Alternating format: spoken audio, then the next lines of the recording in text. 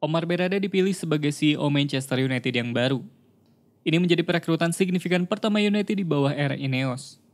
Yang menarik, Berrada sebelumnya bekerja sebagai kepala pengelolaan sepak bola City Football Group, yang membawahi Manchester City dan 11 klub lainnya di penjuru dunia.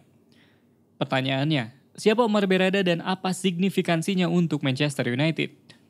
Dilansir dari laman LinkedIn-nya, Omar Berrada mengawali karirnya di Spanyol. Awalnya menjadi product manager sampai akhirnya ia ditunjuk sebagai Head of Sponsorship FC Barcelona sejak Januari 2004 hingga Agustus 2011. Dari Barcelona, ia bergabung bersama Manchester City pada September 2011. Ia menjabat sebagai Head of International Business Development. Puncak karirnya di City terjadi pada September 2016 ketika ia ditunjuk sebagai Chief Operating Officer. Kinerjanya yang bagus membuatnya dipromosikan ke City Football Group atau CFG pada September 2020 sebagai Chief Football Operation Officer.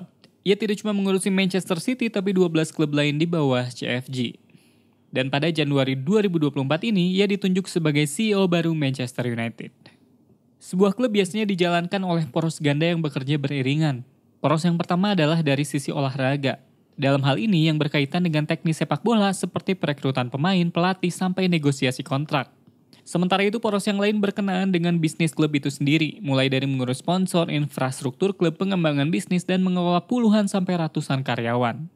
Menurut The Athletic, Manchester City memiliki pengelolaan dua poros tersebut jauh lebih baik ketimbang Manchester United.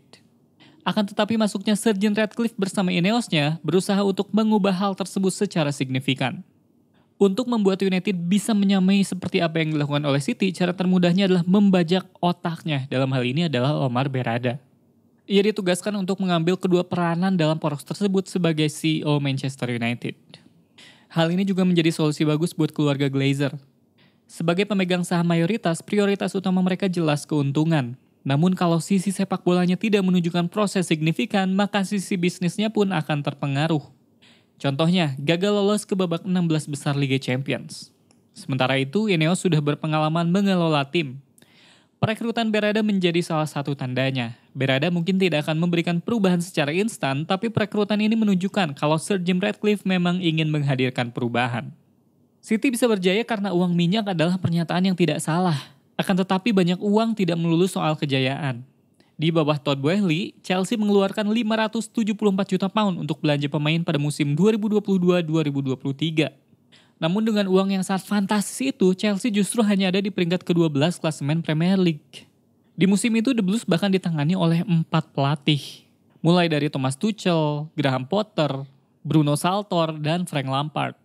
United juga demikian, uang yang dikeluarkan oleh Glazers untuk membeli pemain tidaklah sedikit. Namun prestasi tidak juga datang secara instan.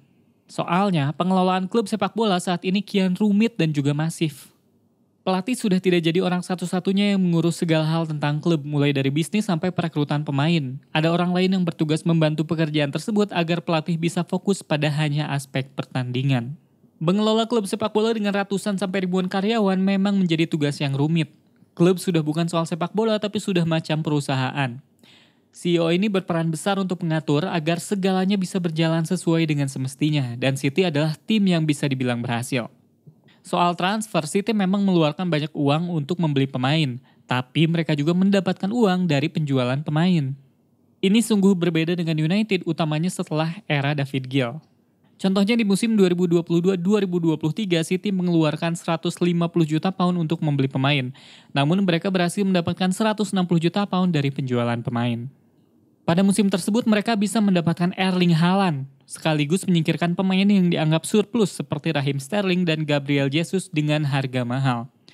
Jadi tidak ada salahnya kalau kini United meniru City dan langkah pertamanya adalah dengan membajak pimpinan mereka sendiri.